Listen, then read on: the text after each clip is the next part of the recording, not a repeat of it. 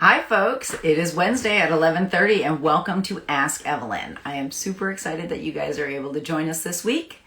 And, we're here to answer your questions about garbage, recycling, compost, and other trashy topics. So it is fantastic. And we've got a really, really good show for you today. So every week, for those of you who are new to us, we answer questions that come in from folks like yourselves about recycling, compost, and garbage, and all how to get rid of all kinds of other things.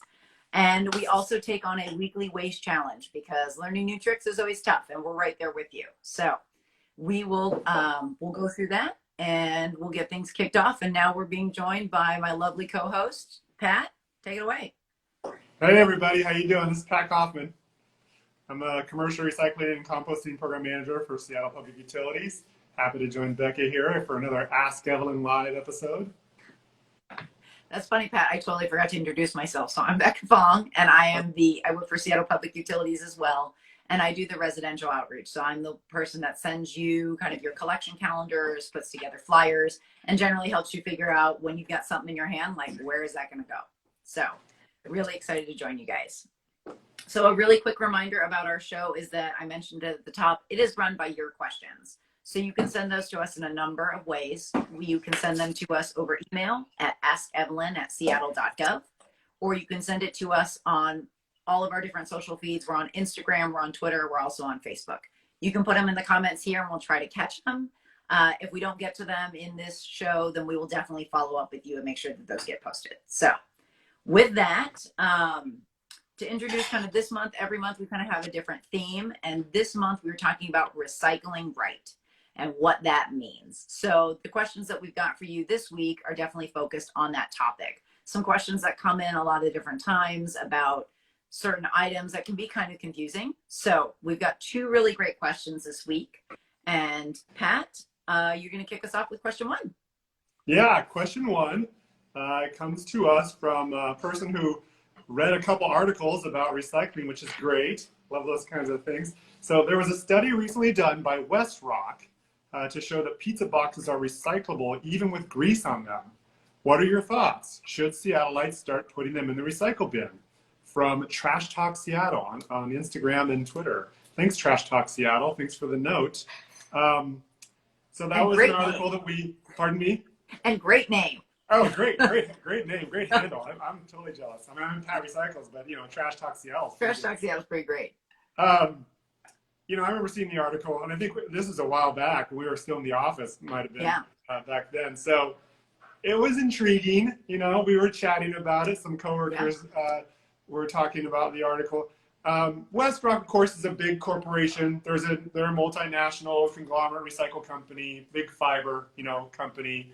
I think a lot of companies try to talk about, recycling fiber product cups and containers and things to promote the recyclability of the products they make or stuff. I mean, let me cut to the chase. No, we don't want to see you put your pizza boxes in the recycle bin in Seattle. Okay, just to be clear. We can talk about why West Rock, did the study and published the article and stuff, I think. Some communities don't have what we have. We are lucky in that we have a compost facility. We have multiple compost facilities here in Seattle that are happy to accept food packaging as part of the food and yard waste collection. But not every community has that flexibility. They can't put a pizza box, even get a pizza box, that's like baby step number one in the food packaging spectrum, of materials. It's like, if you're gonna go beyond yard waste and food waste and beyond that, pizza box is like the first step. Right. But like I said, some communities just aren't there. They don't have the compost facilities, maybe don't want it, or the health department locally is a little concerned. And so there's all these little barriers to why communities may or may not be accepting those items in their compost collection. But, they're recyclable if they're clean in Seattle, but I still think it's a better place to put it in the compost bin because you don't want your pizza box just tossed out of the recycle in the sorting center because they get a lot of greasy ones. They get a lot of pizza inside the box. Yeah, totally. I mean, when I think about a pizza box, I think about like opening it and there's like the goo. I mean, hopefully your pizza hasn't touched the top, but it happens, right? There's like the Right. gooey cheese and the grease underneath. And, you know, when we talk about recycling, especially for Recycle Right, the number one rule is that all the recyclables need to be empty, clean, and dry.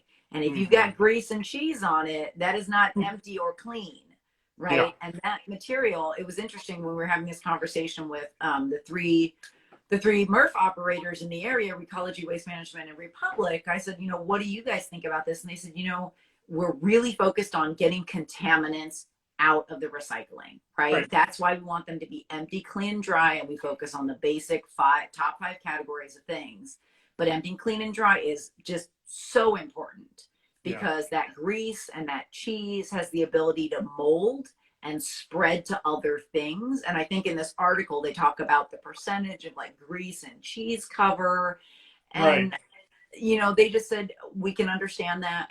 But realistically, because like you said, Pat, we've got great compost processors who can process that material. That is absolutely where it should go. It should not go into your recycle bin. But you have a good tip for parts of the pizza box that were clean, right? Because sometimes not everybody's pizza gets smashed on the top. Right.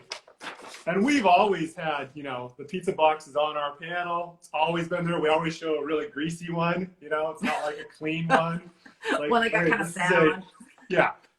It would be really confusing for us to put a greasy one on the compost and then a clean one on the recycle. And then how clean is clean? You know, we get that question already. So, you know, just to put it to bed, like, thank you, West Rock, for bringing up the topic for those communities that haven't had a chance to recycle their pizza boxes yet, maybe. But in Seattle, and majority of the communities around Seattle, it's a compostable item. We're happy to have it there. You know, keep it going, you know. Sure. So for some of our awesome trash nerds that often join us, Pat, you've often talked about if the top is completely clean. Oh, yeah. You can take the top of the pizza box off and put that in the recycling because it is still empty and clean, you know, and dry. So and often it's like a perforated line too, you know, for the fold. So it's a really easy tear off. Right. So it's pretty, you know, but some companies, you know, back in the day, I haven't seen them recently, but they used to have the little, what we called the Barbie table, you know, the little plastic thing. Yeah. And so that would always be a question in the recycle, like, well, is that recyclable or not? And it's like, I haven't seen those a lot recently. Yeah. So that's not really an issue either. But yeah, one could do that. I think that's fine if you want to tear off the top. It's definitely higher and better use, right? Yeah. Fiber, going back to fiber, is in the kind of hierarchy of recycling. You want to kind of upcycle or maintain the recyclable fiber to fiber situation. So in the compost bin, all that cardboard fiber is definitely going to come back as soil. So it's kind of the last hurrah for that kind of, like, you know, refined element of fiber. You know, it of course can help grow new fiber somewhere, or food or whatever. But so it's not at the end. It's just a different kind of, it's a down cycle moment for that. But yeah, so try to recycle what you can that's clean. If you're really into it, like you say, if you're totally into like diverting materials and upcycling what you can and focusing on that hierarchy, then go ahead, you know, tear the lid off. Or if the whole box is clean. But I would say, as a trick or a thought, like, I would tear the top and the bottom separate from each other if you're going to recycle both, if they're both clean. Because a pizza box entering the recycle center, there could be, you know, an MO, kind of a plan in place in a recycle center to just grab the pizza boxes off the belt, because most of them are going to be greasy. You want to make sure that it's totally empty, clean, and dry. Well, there you go. Absolutely. So that's awesome. Trash talk, fantastic. And good question. That was a really good question to ask. So our next question, of course, is also about how to kind of dispose of things. So this comes from Melvin, and he says, "Hi, I have a large microwave to get rid of. It's one of those big built-in microwaves. How do I get rid of it?" So microwaves are one of those things that are just, they're pretty large, so they need a special handling, and they have a lot of electronics. A lot of that is recyclable. So Melvin, you've got a couple of options here. You know, Pat and I are always talking about this. If it works, see if you can give it away to someone, right? Like, we're also about hyper locally, like, do you have a neighbor? Do you belong to a Buy Nothing group? Can you post it on OfferUp or Craigslist for free for people to come and take it? You know, I mean, it's kind of a heavy thing. You're done with it. If you can give it to somebody else to use, fantastic. That's always kind of our number one go-to, right, Pat? It's put that baby back to use. Another really great option that's a good timing for this question is that we have some collection events coming up in Seattle. So we had to cancel them in the spring because of COVID, but we are doing them now in a way that is, you know, people are going to stay in their cars, they're going to be masked, they're going to stay far apart, so we can totally do that. So our collection events are perfect for something like a microwave. We'll take small appliances, we'll take light bulbs, batteries, some reusable household goods. Yeah. Those things are great. And we've got 3 coming up. We've got one coming up this weekend in Rainier Valley. We have another one coming up in 2 weeks in West Seattle at the Junction. And we have a 3rd one coming up on October 3rd up in Wedgwood. So check out, we'll put some links in our show notes so you can go and find those. But one quick way to remember is seattle.gov/utilities beyond the cart, because it's what you do with things that are beyond the cart.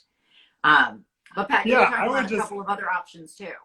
Well, I think that, so for the microwaves, I do think, you know, your social media network, just offer it up, not using a platform, just offer it up via your network is also, hey, I got a microwave. Anybody want it? You know, give it a shot. I mean, that's probably the quickest and easiest way to do it. Going on to Craigslist, offer up, and then posting it, obviously a picture. A lot of people, you got to have a photo of it. So make sure you include a photo. If you want it to move, if you want this thing to go, then that. It could be a microwave from 1965, right? Like right. If it's big and bulky, I don't know. It might be, its days might be numbered. You just never know, though, what you know, who wants it. I think the curb alert option, like through Craigslist, a lot of times people say curb alert, microwave, and they just post their address, and it's literally out on the curb. You know, it's literally out there in the parking strip. So that's an option. But with the weather and such, right now it's fine. But if it rains and you kind of it's getting a little dicey. You know, if all else fails, and I think you mentioned it, but it's just self-haul. You know, just if it becomes an item that you cannot move as a free giveaway, then you'll want to take it to the transfer station, and it is accepted on the scrap metal pile as just scrap. This is an item I don't think, unless it was a small bookshelf style or countertop style microwave that was fairly decent in condition, I don't think you would have luck trying to give that to Goodwill or any thrift company. No, they don't really want anything like that right now. I think they're having a lot of trouble they have so much material coming in since everybody is home that they don't really want that. One other option that I did want to bring up is our special item pickup, which is kind of that in between self-haul or offering it up to somebody through our special item pickup, which those of you who are single family residents will recognize this baby. Your curbside services collection calendar. This is a good example of what I do. So I send these to you every year and put these together. I'm sorry it's backwards, but this is the Beyond the Cart. So this is our special items. This shows all the different things that we have, and Pat's got a good image of it on the back of our Where Does It Go flyer. This microwave would fall into the small appliances category. So anything that is smaller than 2 by 2 by 2, we will pick up for $20. So that saves you having to make the trip to the transfer station if you don't have a vehicle, if you can't do that. This is mainly a service that is available very easily for single family residents. If you are a multi-family resident, you would want to talk to your property manager about this and see if they can work out doing a pickup. It's fantastic. It's very convenient. It's great. It's great service. I mean, it's that high level concierge level service that the utility is offering to customers, you know, for those who don't want to take the time to haul it down to the transfer station.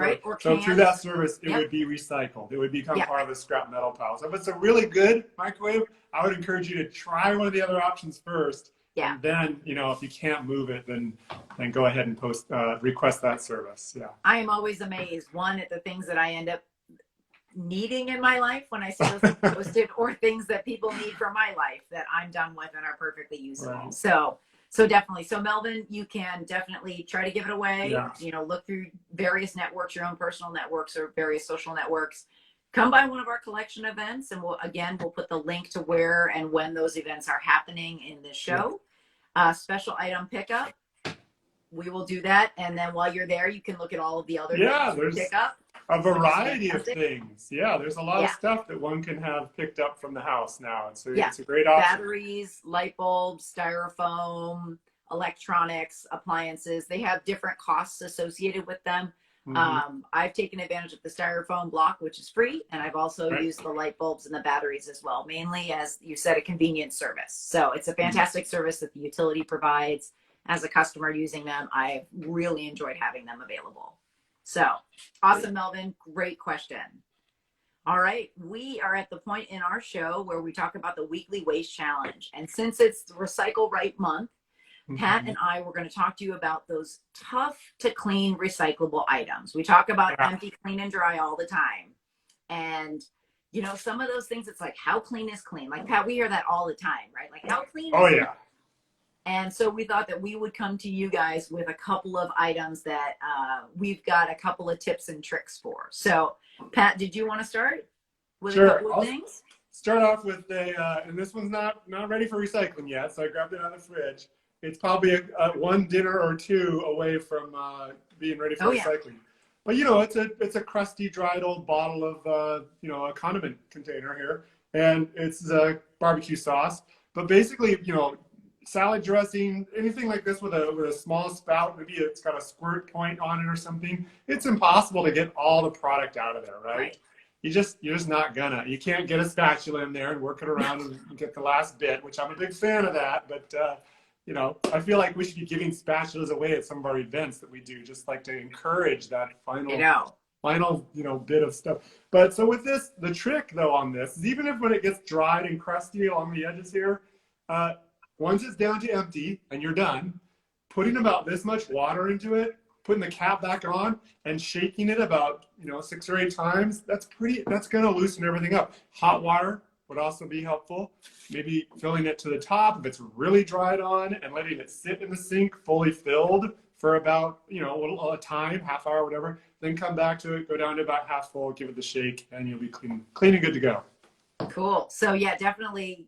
I mean, I think that's a really good trick. And it's like you have those condiment containers. I have so many of those in our refrigerator, and you can't get it clean. You know, when you were talking, I'm imagining like some crazy spatula with a bend in it to try to clean it. Like, no, it's never going to work.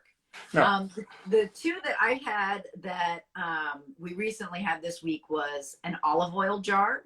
So it's like there's not a lot of food in there, but I was, you know, I always get questions about how much oil can you get out, because it's really pretty impossible to get it all out. Right. So very similarly, because it's got a skinny little neck, what I do is I fill it with warm or hot water and a couple of drops of soap, and just kind of shake it to get it agitated to get the soap to pull as much of that grease off.